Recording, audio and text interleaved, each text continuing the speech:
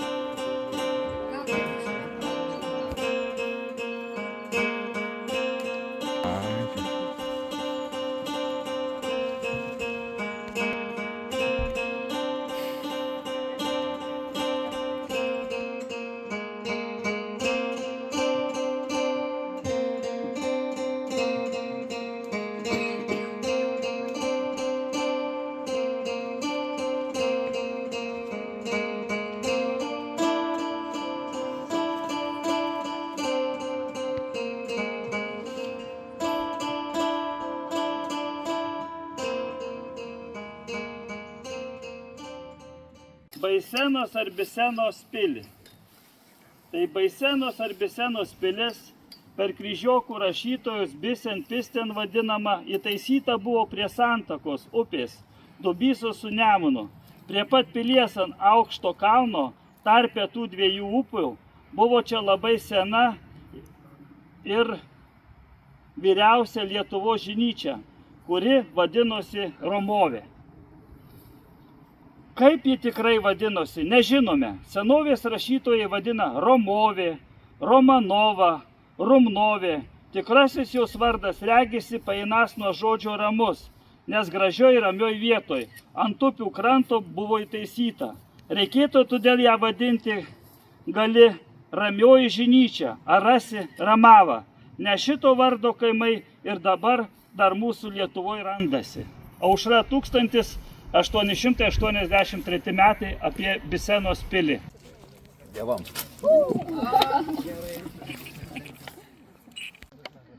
Tai dar esi, nenusipraus? Nuo Lugnelį kuriavęs, dar papasakosiu. Čia yra kalendorius, matot, yra didesni akmenys ir surimoti. Tai yra ta vieta, kur koks mėnuo yra. Sausis, vasaris, tai 1, 2, 3.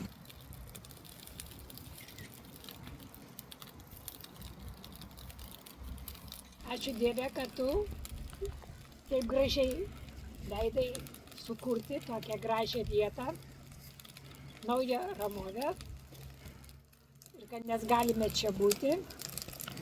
Ir dėkojame namų židinio Dievui žemė pačiu. Susirinkome, kaip minėjom, rudens lygiadienio, bet senovėje tai ne tik lygiadienis, tai yra dagotuvės, tai yra rudeninis sambaris. Ir mūsų grūdas pasėtas į žemę turės iškentėti labai ilgą ir šaltą žiemą. Mūsų protėviai nuo seno aukodavo, atlikdavo apeigas, kaip mes šiandien. Alleluja, ugnelą tūtą. Ačiū, dėkavojam žemynai. Kam neteko, taip, po grūdelį, prisijungė prie mūsų.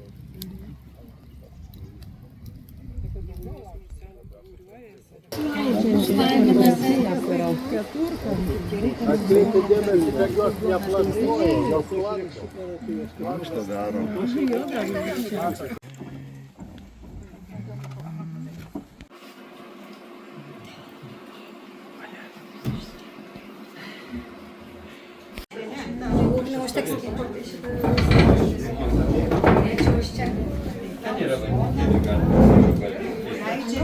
Aš verčiu čia ir kas norės gerti, tai va. Krybių jauniui būtų sukakę 85 metai. Jis gimė vasario 28 dieną. Tada sugalvojom tokią idėją, kuri dabar labai gražiai kristalizavosi, Jono Trinkūno arba Krybio jaunios atminimo skaitinimai. Ir yra išleidęs jis visą eilę knygelių. Ir pagal tų knygelių turinį mes tos skaitimus ir organizavome. Šis skaitimas yra 7.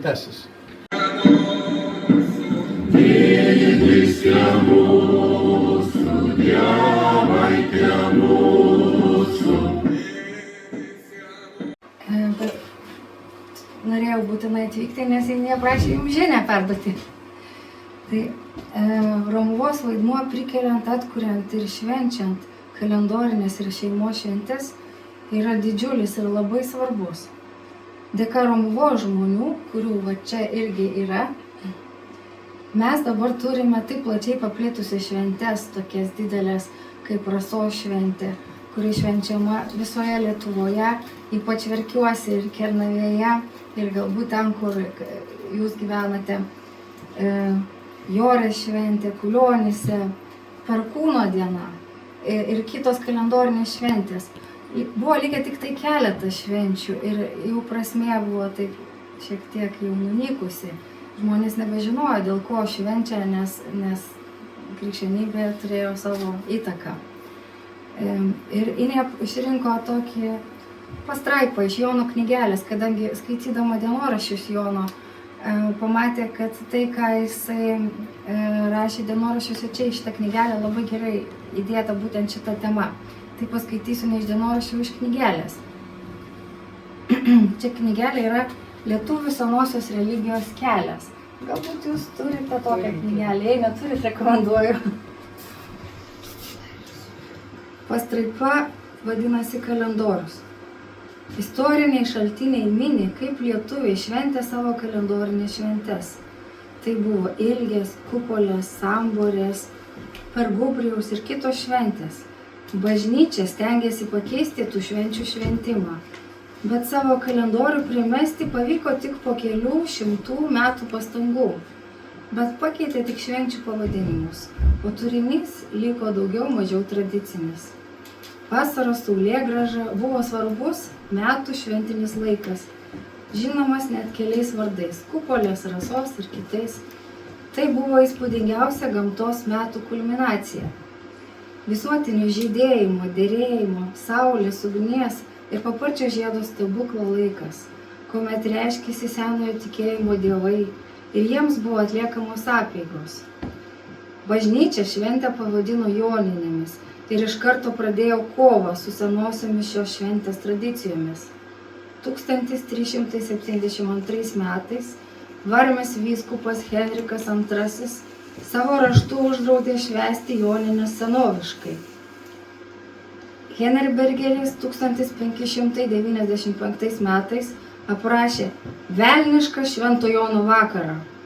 1589 metais Bretkūnas postilėje rašė apie nederamus lietuviškuosius joninių papročius. 1682 metais išleistas vyskupo Paco aplinkraštis draudžiantis per Joninę šokti apie medžius ir ugnį. 1737 metai žemaičių vyskupo Karpio ganytojiškas laiškas liudija, kad diecezijoje gyvos pagonybės liekanos. Jie švenčia Jonines, per naktį šokdami ir linksmindamasi prie ugnies, senoviškai švenčia Kalėdas ir Velykas. Taigi visiems dvasios vadovams pavedama tuos ir panašius turi tuščius papročius, prieštaraujančius dekalogo įsakymam, kad stengtųsi išrauti su šaknimis. Motiejus Valančius mini, kaip apie 1815 metais jis girdėjęs kunigus pykstant, kad Kartenos, Skuodo, Salantų ir kitose parapijose kaimiečiai Jonines švenčia senoviškai. Kaip rašo etnologas Arūnas Vaicekauskas, bažnytinio kalendoriaus datomis grįsto liaudies kalendoriaus šventinių datų tinklas negalėjo susiformuoti anksčiau kaip 18 amžiaus antroje pusėje. Beveik visos kalendorinės šventės buvo pašvęstos krikščionių šventųjų paminėjimui. Šventos Agotos, Motiejaus, Apolonijos, Morkaus ir taip toliau. Tačiau šventųjų vardai mažai ką bendra turėjo su liaudiškų šventinių dienų turiniu, kurį sudarė senųjų papročių tradicijos.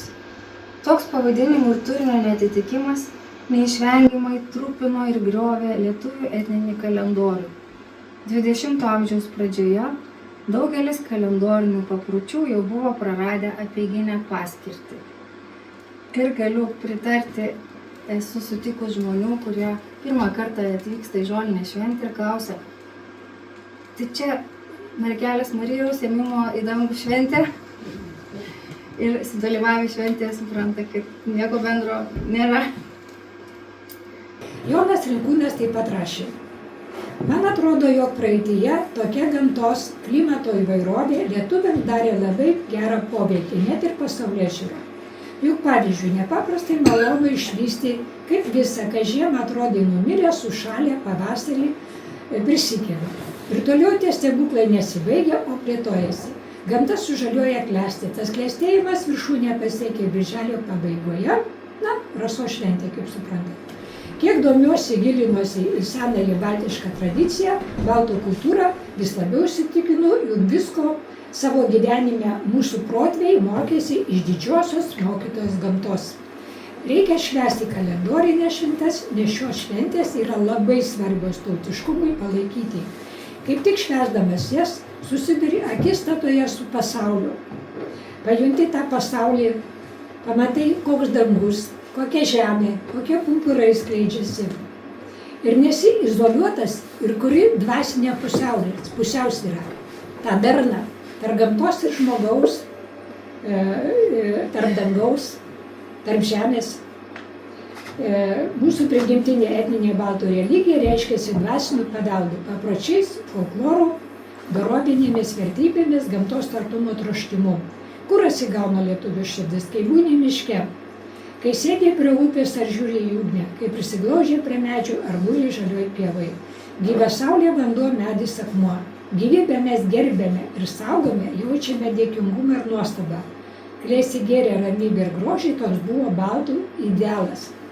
Čia tokia trumpa Jono žodžiai. Tos Rinkūno mintis labai sutapo su mūsų žygeivių, kurie tuo pačiu metu kūrėmės, nenorėjom būti tarybiniai turistai. Lygiai taip pat ėjome į gamtą ir ten radome tai, ko mums trūko. Pradėsiu nuo švenčių, pavasario švenčių. Metų ciklas, sakykime, kaip eina kalendorius, taip ir pradedu, labai trumpai peržvelgsiu, nors aš čia esu dariusi atskirus pranešimus, bet išbraukiau, nebijokit, visko neskaitysiu. Pavasario šventės gamtoje. Čia mano yra surinkta pačios iš įvairių šaltinių ir taip toliau, ir taip toliau. Mano kitas brangus dėstytojas profesorius Česlovas Kudaba, kuris dalyvavo jau pirmosiose Rasos šventėse, kaip ir Eugenija Šimkūnaitė, kaip ir daugelis kitų, Antanas Poška, didysis keliautojas, turbūt visi žinote Antaną Pošką, net nebijoju, taip šypsosi, žinote. Jis taip pat Rasos pirmosiose, aš nekalbu vėliau apie pačias pirmasis Rasos šventės. Tai Kudaba pasakė vieną sakinį, bet jis viską pasakė.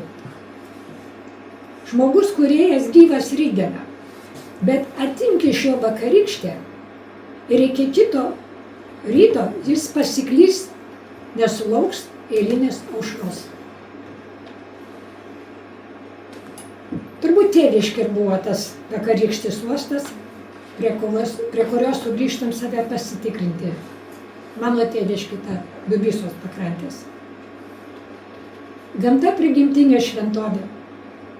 Mūsų namai, mūsų sveikata, kūrybos versmė.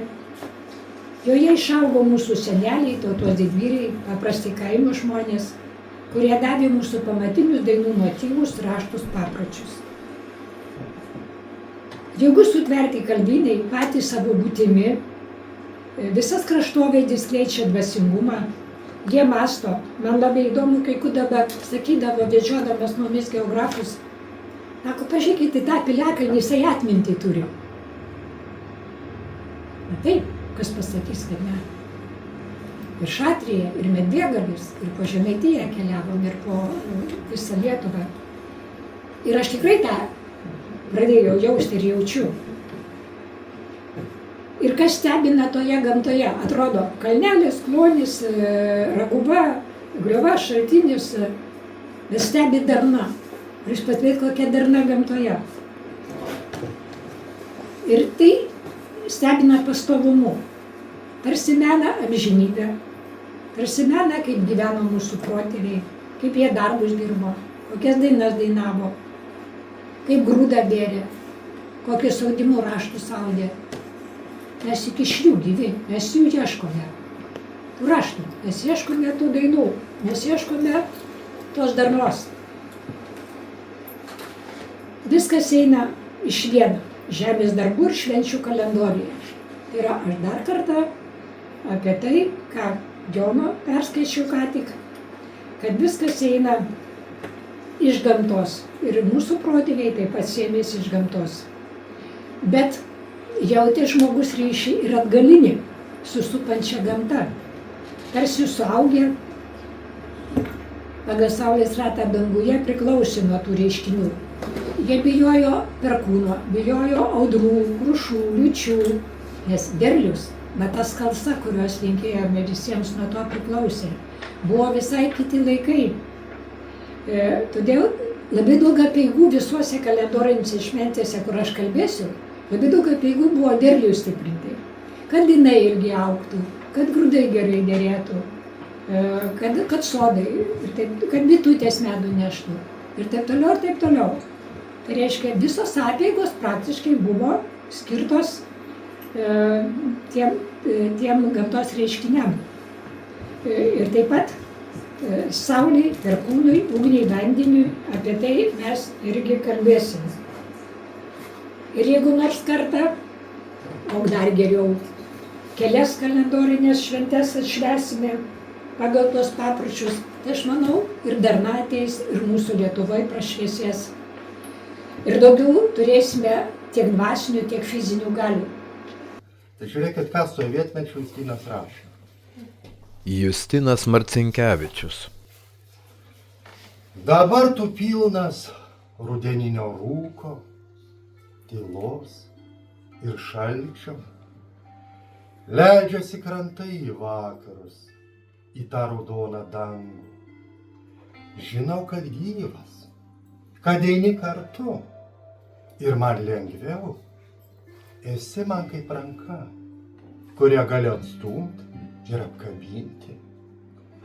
Miškai retėja, tu eini lėčiau, žiūrėk į mus, kalbėk apie tą žemę, kuri ant kranto mus už rankų laiko. Pagoniško tikėjimo ir meilės duok Nemune dabar ir visados.